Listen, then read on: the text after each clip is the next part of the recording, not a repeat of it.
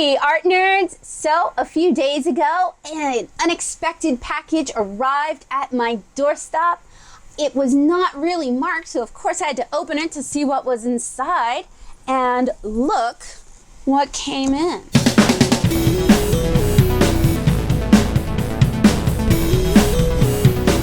So I'm going to lead off with a caveat that I have worked with Arrtx in the past. I reviewed their watercolor brush pins. You guys can check that out by clicking here. And that was a review where they sent me the product. Excuse me, that's a cat in the background. They sent me the product and I did the review. I didn't get paid other than the product itself. This arrived without any sort of notification, without them emailing me about it. I just got some alcohol markers. I'm completely down with that. I will check them out. So I'm just caveating that, I didn't know these were coming. I'm happy to check them out for you guys since people do like inexpensive markers, and I've sworn that I'm just not gonna purchase inexpensive markers to review anymore. They sent me the 80 set, which is incredibly generous of them. And since we did not discuss this set beforehand, this is going to be a completely honest review, good, bad, or indifferent. I will provide a link in the description below if you guys are interested in picking these up for yourself. And I'm also going to discuss how much they would cost if you were purchasing them. But I just wanted to be completely clear that these were sent to me. I did not pay for these, but I also did not request to review them. So let's go ahead and see what's inside this gray and green Arrtx box. Ooh, okay. All right. I like the carrying case. It says Arrtx 80 pieces. It's faux leather and maybe like a nice gray nylon, but it looks pretty classy considering.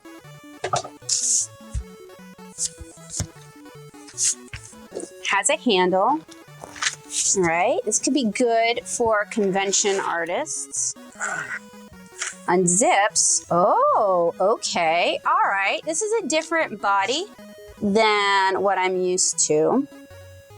It has, one side has the family name, the color name, or the family number, the color name, and it's like a larger chip. The other side is a small rounded chip. The larger side indicates the broad, which I like, and the smaller side indicates the fine. The body is screened with Arrtx, but no color information is screened on the body. And there is a little gray line also to indicate the broad tip. Caps are a little hard to pull off. The fumes, a little stronger than say Copic, not as bad as say Prismacolor. Chisel looks decent, not the worst I've ever seen. Uncapped from this angle, it looks like a Copic original. The fine is a bullet nib and looks pretty standard, to be honest. The colors are probably not well represented on the chip. Now, for this 80-piece set, one would normally pay $59.99 with shipping. Well, the shipping is free, sorry. So that includes shipping. And it looks like we actually get a nice selection of colors. Already I can see a lot of skin tone, possible skin tones. We only know if they're skin tones after we've swatched them, but it seems like there's a lot of skin tones. I see some grays, I see some nice blues. So what we're going to do today is we are going to compare these to other popular marker brands. I don't think I'm gonna fish around to dig out any cheap markers, mostly because I've rehomed a lot of those, so I don't really even have them anymore. I will compare them to Copic, to Blick Studio, maybe to the double line markers from AliExpress a few years ago. I'll see what I can dig up. We're going to sort these into color families, and then we're gonna swatch them. In a follow-up video, we're gonna put these to the field test. So I lied to you guys. I actually do have some cheap markers lying around that I can compare it to. I'm trying to pull out one of these beautiful things, which I think I reviewed for you guys, but maybe it never went live. I don't really know. Anyway, from top to bottom, we've got an Arrtx sketch marker, a Copic sketch marker, a Copic original, a Copic chow marker, a Blick Studio brush marker, a double line marker from AliExpress, a fine color marker, a Prismacolor brush marker, and then a hashtag coloring marker. And who makes these? Art Alternatives, an Art Alternatives hashtag coloring marker. So we have 1, 2, 3, 4, 5, 6, 7, 8, 9 markers that we're going to be looking at today. So let's start with the Arrtx. First of all, does not post. So you got to hold on to your markers, but it doesn't roll because it's got a square body. Color family name on only one side, color chip on the other side. On the Copic sketch, the colored color lines up with the brush marker rather than the chisel marker, but it also has a chisel, so I'm just gonna swap-a-rooney. Ta-dun! Has the color family name on both sides. Copic original, square body. This one has been altered to have a brush tip. Not really sure which end I want to line it up with, but the brush tip end was the original chisel end.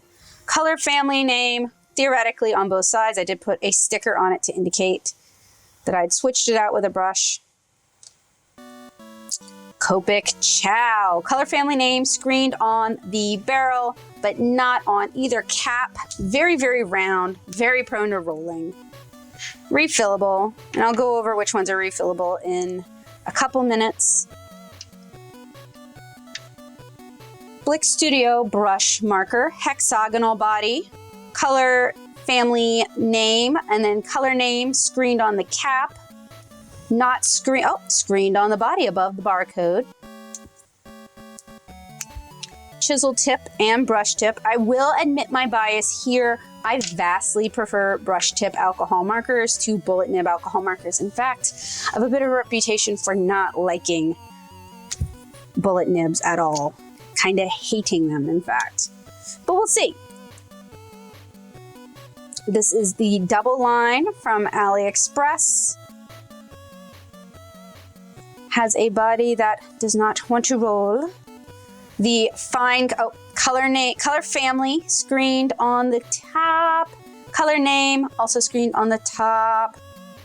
Also on the body. These are all right. I reviewed these here on this channel. They're all right. I have to zoom out a wee bit. Actually, a wee bit. There we go. Fine color markers. These are one of the disaster pieces that started all. Their caps do post. Actually, I think the double line wants to post. It can post. You just have to force it. And I think with the Copic original, yeah, they also post. All marker caps should post. And then we have hashtag coloring. Only has a color family name screened on it. No color name or family name screened on the body. Completely round. Does have a brush tip. Not a fan of the brush tip. Extremely similar to the Blick Illustrator markers that were only available for like a month in December. So this is our lineup. So I'm going to recap these. I'm not going to do a swatch off here because, I didn't. Prismacolor marker, brush tip, bullet nib, smaller bullet nib than some of the other ones in the lineup. Stickers to indicate everything, so no actual body screening, it's all stickers. Color name, or family name, and then the color name is screened somewhere on here. So I'm going to cap these. We're not going to do a swatch off because that's just not how I roll in some of these videos. Some of these could get really time consuming.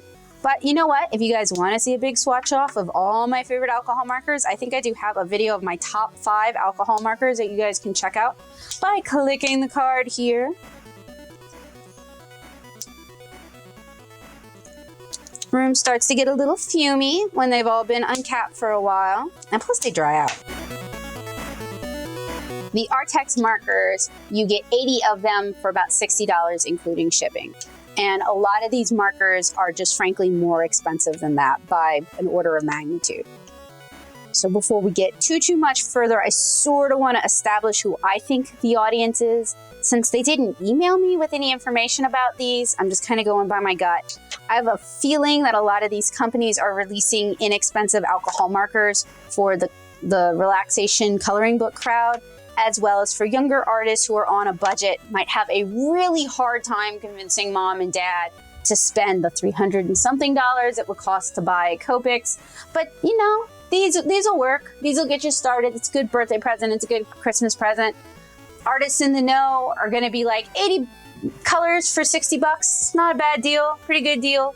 So it's a lot easier to justify spending 60 than it is to justify spending 360 or something like that. So we are going to put those away. My next step is to sort these into rough color families. It does look like that might not be the hardest thing. Like, for example, all of these sort of red violets are in the 80 category. So for the most part, it's just going to be me kind of, and some of them are upside down too. So that's also going to be kind of the hard part. Is not that that's a hard part, but like, you know, it's not that hard at all. It's just going to be sorting them into color families. So I'm going to do that in time lapse for those of you who find that kind of stuff kind of enjoyable, kind of relaxing. And then I think I'm going to band them with rubber bands.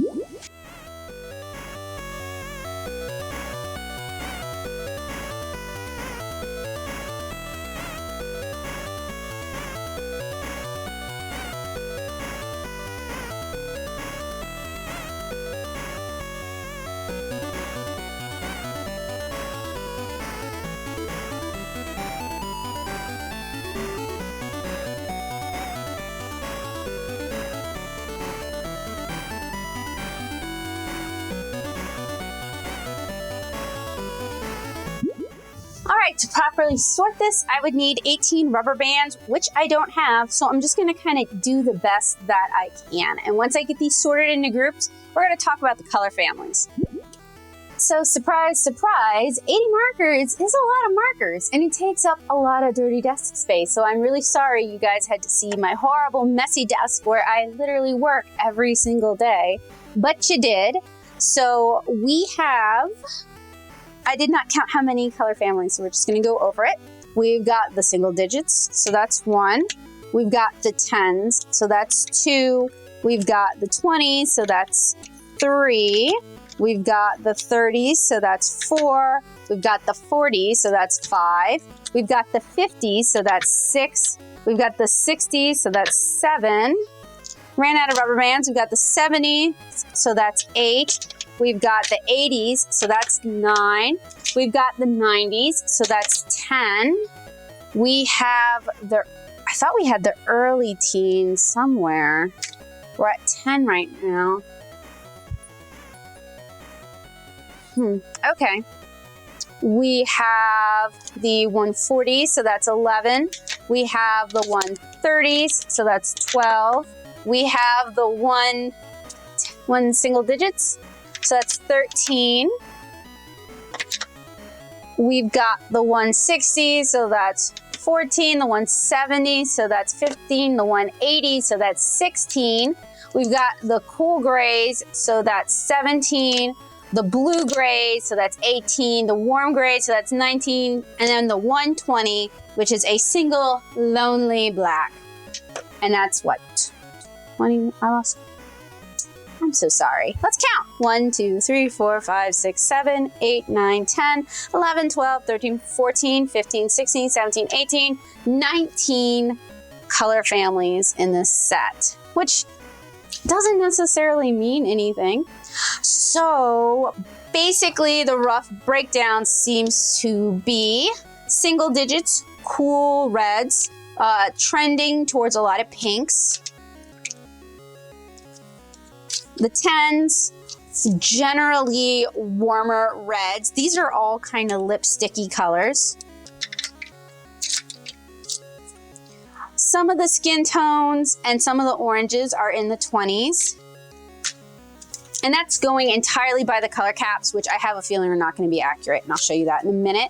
We've got the 30s, which are the warm yellows. We have the 40s, which is the beginning of the warm greens, and this fresh green here with its orange cap is why I kind of think we can't necessarily go by the caps to indicate the color. We've got the cool greens in the 50s with some blues or blue greens. We've got kind of teals and more blues in the 60s. We've got warmer blues in the 70s. We've got nice warm purples, red violets in the 80s. We've got warm browns, also skin tones in the 90s. Then we switch over to the hundreds, which I don't really understand. Like we've got the 140s here, right? Which is just maybe pale colors got put into the 140s. We've got light orange, pale baby blue, and pale lilac. So let's call 140s the pales. We've got more really pale colors in the 130s with light pink skin white and pale cherry pink.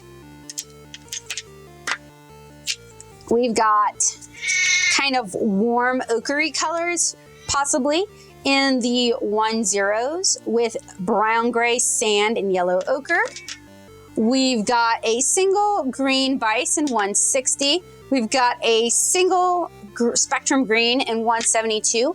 And as I'm going through these, a lot of the color names sound like the Copic color names. We've got phthalo blue with what looks like a Delft blue chip in 183. Then we've got our cool grays, pretty standard. Our blue grays, which I always enjoy seeing in a set. Our warm grays, and then our single lonely black marker. So now that we have these nice and sorted out, let's spare a thought for our Arrtx marker case. So I should also mention I found a stray black hair in my marker set. Not really a problem, just a reminder that there are humans who are assembling these sets for us. So I didn't get any color duplicates. Often when I review cheap art supplies, particularly like fine color stuff, I do get duplicates. It's just kind of part of the price you pay for buying inexpensive art supplies, but these, there are no duplicates. So this case, fairly nice. It's lined, which is really nice. The lining is also reinforced. So this is a sturdy case. My only problem with this case is there are no dividers. So once I sort these into color families, unless I have enough rubber bands to go around, that's just too bad. Like it's just not gonna, they're not gonna stay in place. So I'm gonna try to be a little strategic. And I also wanna get all these markers off my desk for the time being because they're taking up the whole desk. It makes it hard to get around. That's what you get when you get 80 markers. Quit complaining about all your markers, Becca.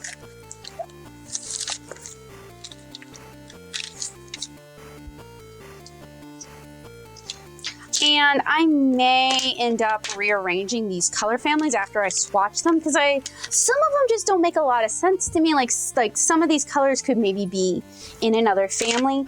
So if you sort your markers by kind of what makes sense for you or how you use your markers, like that's how I sort my markers, you may find that these color families are not really what you're looking for. And that's okay. I mean, even with like Copic, my markers are resorted based on my need, not based on their color suggestions. And it makes for a really pretty picture. It'd be pretty funny if I couldn't get these back in here.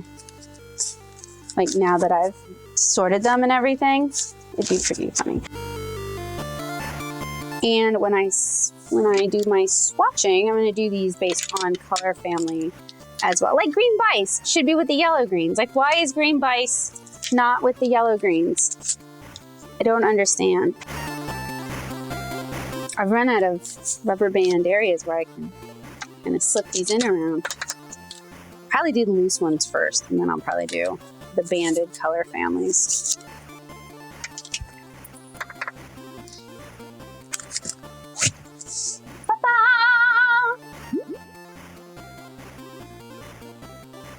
So today we are going to be doing our swatching on the Canson Excel Mixed Media Sketchbook. And I like using mixed media paper, full stop.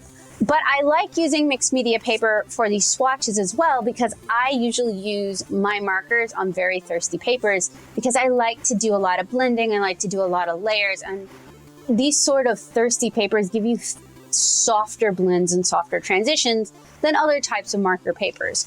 So I am going to be swatching on this today. We're going to be swatching by color family, and I do believe I'll just go ahead and start with the grays because they're kind of loose and because I love my gravy beluga so much. So we're going to go ahead and begin with, let's start with black. Why not? Let's start with black. And this is going to take a really long time. So what I'm going to do for the most part is I'm going to do this in time lapse.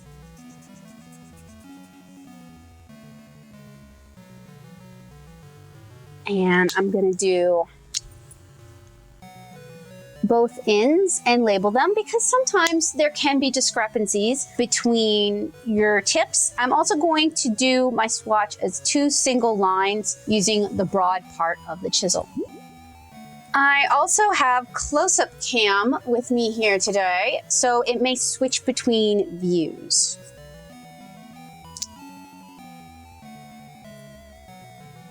And I'm going to label as I go because with 80 markers, there is a high chance that I'll kind of lose my place.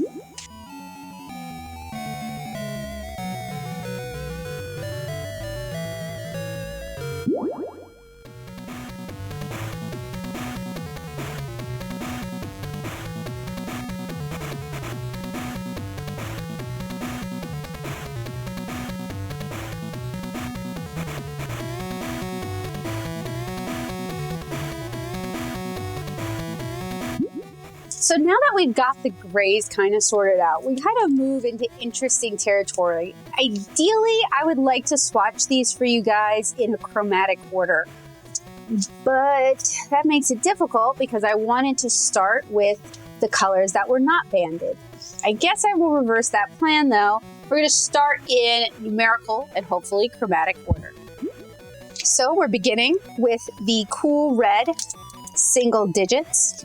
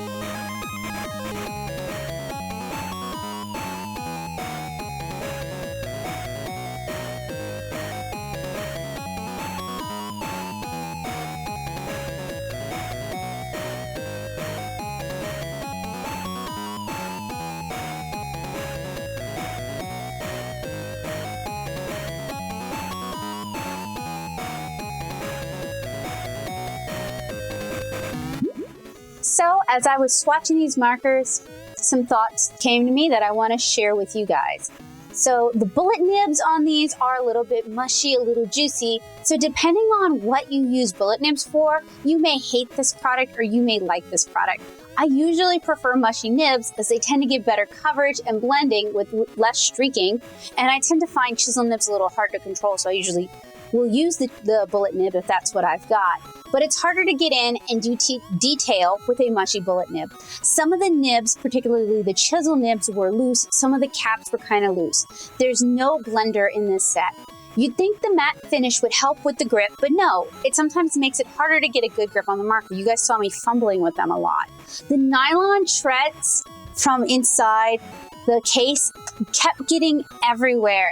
Some are dry and some of the markers are dry and scratchy. The nibs are not uniformly placed in the the nibs are not uniformly placed in sort of the nib slot here.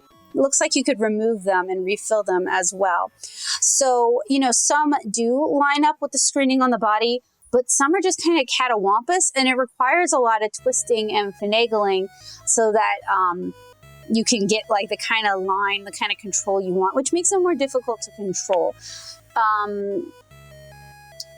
And the shape of the body makes this even more annoying and difficult because it is kind of square shaped. You know, sometimes you're holding a diamond rather than a flat square.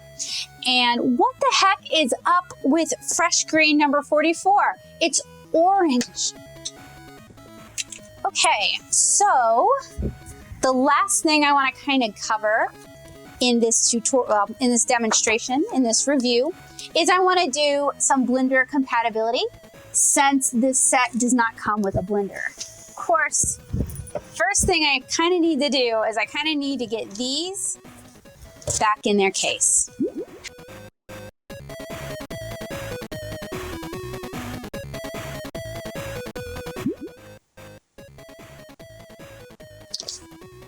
So I have here various types of blender fluids. We have a Chartpak Ad Pro marker. I think these are xylene based.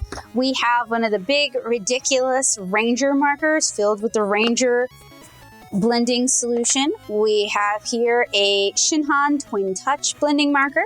We have a Copic Sketch, and then we have Copic Various Ink blending fluid, Blick Studio blending fluid, and some isopropyl alcohol.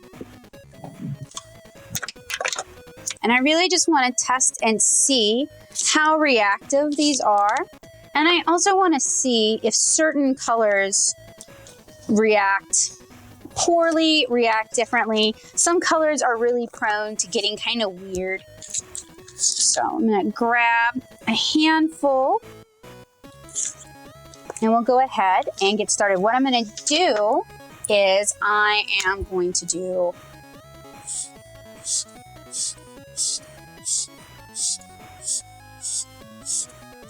some really big boxes. And I guess I'm going to keep track of what color is what and what I drip into each box.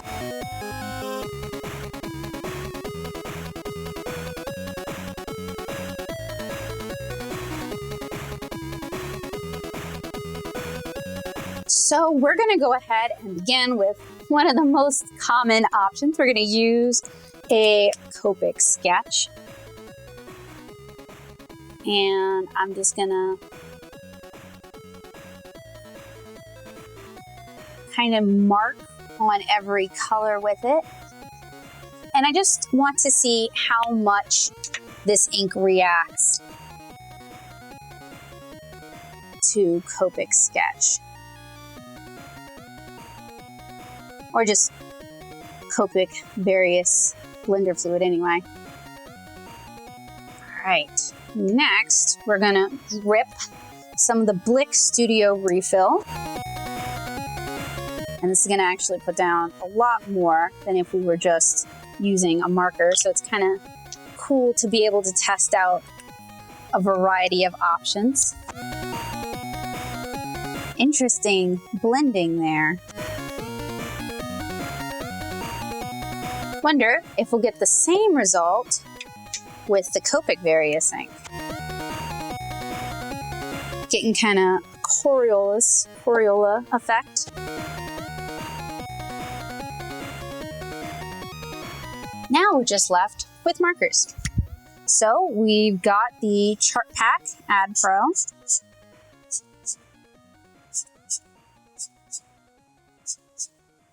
Does not seem to have any effect at all.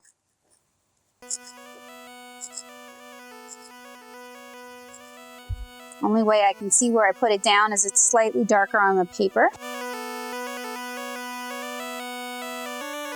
The Ranger marker and blending solution, and this thing is ridiculous. I think I have some earlier videos with this thing. Oh, it is way overfilled too. Could just shake out the blender fluid like this, in fact. Which doesn't tell us what we need to know necessarily, but it's a pretty effect. And then finally, the Shinhan Twin Touch. And it seems a little, it's starting to react for some of them.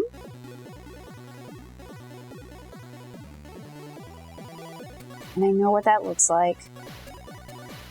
It's Shinhan Twin Touch, of course.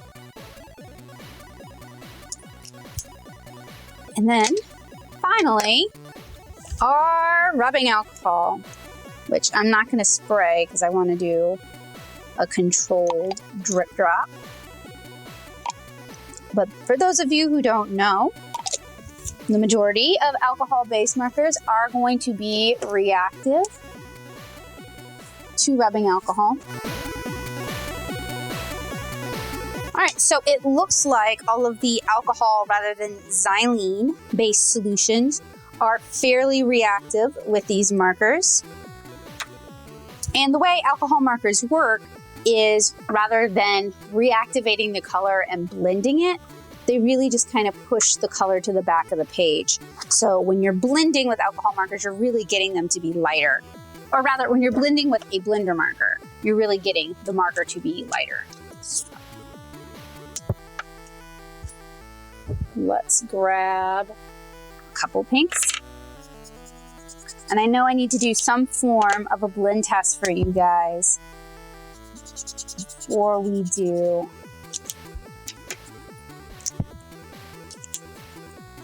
the field test. Now, one of the reasons I really like brush markers is brush markers make doing kind of delicate blending a little bit easier when you're blending with bullet nibs and when you're blending with chisel nibs. It's harder to get those really smooth transitions. And I'll grab a few different pinks. Try to get a decent color gamut. Okay. So we've got light pink, vivid pink, rose red, and vivid purple. We'll see if we can do a blended transition with these. So what I'm going to do is I'm going to fill the whole area with the lightest color. And I find this technique kind of helps with streaking and with saturating the paper.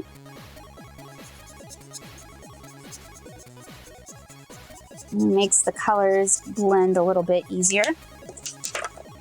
Okay, and I want to blend that out, soften that up. Let's do another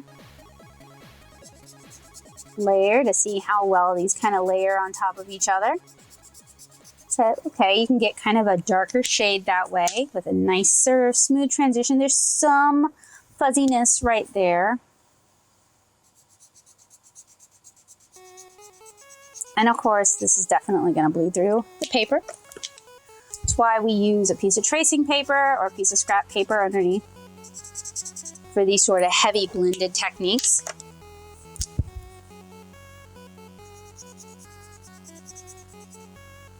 And with this particular mixed media paper, with these papers, my paper, it's getting very wet, very saturated. They're not drying quite as quick on this paper. I'm not sure if it's the paper or if it's these markers. And then we're going to use, having a hard time capping them, we're going to use the blender marker to try and blend out that pink a little bit. So, and I'll zoom in really tight so you guys can see what I'm talking about. We're not getting nice, smooth, gradiated transitions. There's definitely a line.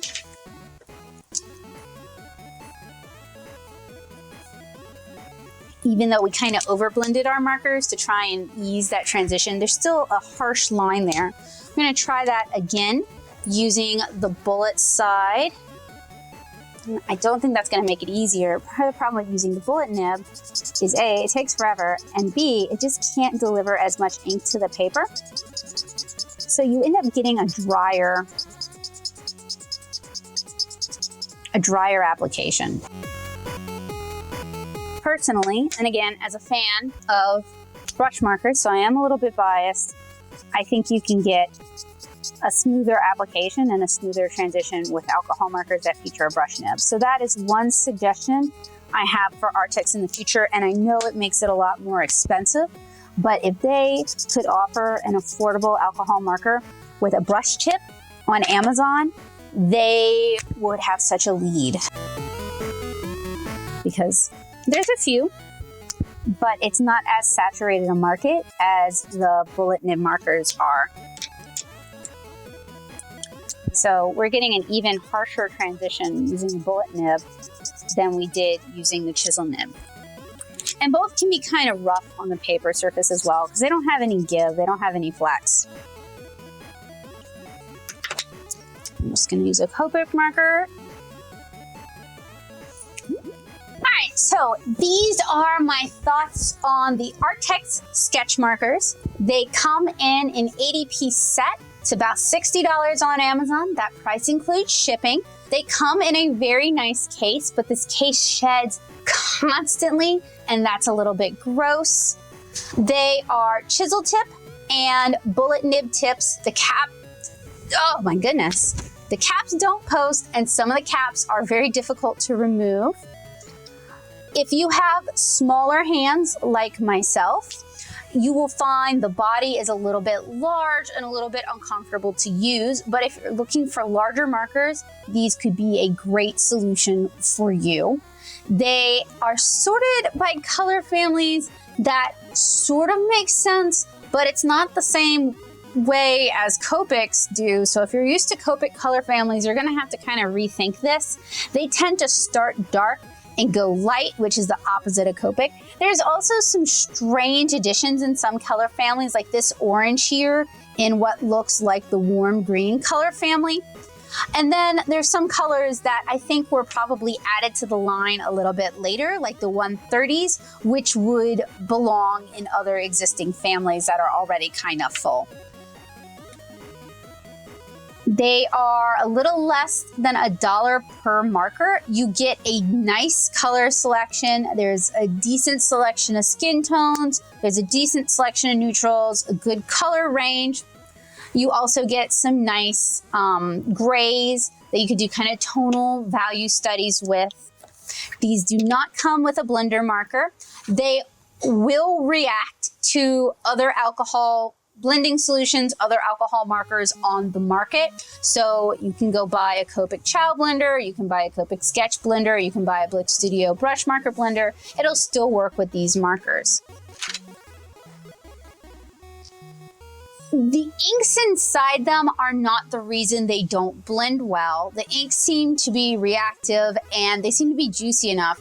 The problem are the two nib options we have. We have a chisel nib, we have a bullet nib. The chisel nib puts down enough ink, but you still get kind of harsh transitions as you're going between colors because it's just not as nuanced as a brush. The chisel nib is drier than the bullet nib, and you can definitely see the transitions as well as just where I put down the individual marker marks. Do I think these markers are worth the $60? There are a lot of these types of markers on the market. Ohuhu makes them. You can find a lot of them on AliExpress. I feel like generally they kind of all perform about the same. These are fairly heavy. They feel like they've got a lot of ink in them, whereas some of the fine color markers I've reviewed in the past came to me basically dry and dead. There were no duplicates in the set, and the bag they come in is nice, but doesn't have any dividers in case you want to organize them by family. So prepare to use rubber bands, which makes putting the markers back in difficult. I found the caps hard to remove, and I found the matte body, while attractive, did not make it easier to remove the caps. I do like that one end is drastically different from the other, making it easier to find the end you want quickly. There's also a colored collar, which is kind of counterintuitive to other marker brands, which use the colored collar to indicate the brush nib or the bullet nib rather than the chisel nib. So if you're working with a mixed collection of markers, this is just something you're going to have to get used to.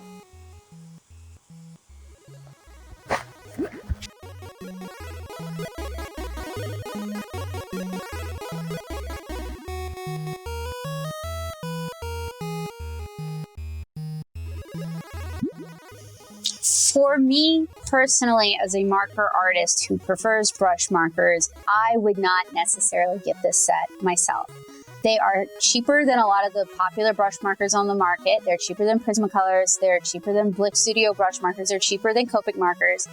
And if you have a marker, like let's say you have kind of like some skin tones in Copic, right? This set could be a good way to kind of augment that collection with colors you might not need as often, but you still want to have. It could be a good way to augment an existing marker collection. I don't see this as a set that's feasible for a marker artist who wants to use markers for like the next 5 years and wants to use this set. As of right now, as of the information I have available to me, I don't know that these are refillable. I don't think they're refillable. I haven't seen any refills for these. It does seem like you can take the chisel nib out fairly easily. In fact, we can do that. I thought I had my tweezers handy. I don't. Yes, I do. You can do that right now. So these are alcohol marker tweezers. Yeah, the nib comes out really, really easily. So ooh, okay, that's interesting. Look how bent and twisted this is. It's like, I don't know what that's about. It still went in okay, but that's a little weird. Anyway, you can remove the chiseled nibs. You could probably hack these into something else if you want to. So if you're sort of a mad scientist artist, these could be a good toy to destroy, a toy to augment, and to kind of make your own. But in general, I find them on par with some of the other alcohol markers on the market that feature a bullet nib and feature a chisel nib, are not refillable, and come in big packs of like 40 or 80 markers at a pop. I also think if these run out, I don't think Arrtx currently sells open stock individual colors. In fact, I think the 80 set might be the only set they offer right now, but you guys can check my description. I will share all the information that I dig up on these with you guys. So I enjoyed this opportunity to review these alcohol markers. I think these alcohol markers could be a really good fit if you have a teenager who really wants to get into alcohol markers. Maybe they've been using like Prismacolors for a little while. Maybe they have a small set of Copics and they definitely are going to use their alcohol markers, but you're not ready to invest in a $300 set for them. This could be a really good stopgap solution. Or if you make cards, for example, and you want some alcohol markers, but you don't really want to buy Copics and you don't really want to buy Prismacolors, you want a lot of colors, you want a lot of variety, but you don't want to spend a lot of money, and you don't care at all about a brush tip, because there's plenty of marker artists who don't care at all about brush tips. These could be a good fit for you. Or if you're an artist and you find yourself using the chisel nib anyway, like you're a designer, these could be a really good fit for you if you really like to just hash out illustrations quickly using a chisel tip. Or if you're a convention artist and you really don't want to bring your more expensive markers, this is kind of a great all-in-one set. You get a lot of colors, you get a lot of skin tones, you get a lot of variety. This could be a really good set for a convention artist who would like to do marker commissions at cons and doesn't want to bring their expensive markers with them in case they walk. So that's sort of who I see these markers being a really good fit for. So I want to thank Arrtx for sending me another product of theirs to review. I really enjoyed this review. I hope you'll take some of my suggestions to heart, because I would love to see more affordable brush marker options on the market. And if you ever release a brush alcohol marker, I would love to take a look and review it for you guys. I think there's a lot of good ideas going on in these markers. And honestly, one of the big things that would make a difference for me is if they just had a brush tip. And I know I'm terribly biased about that.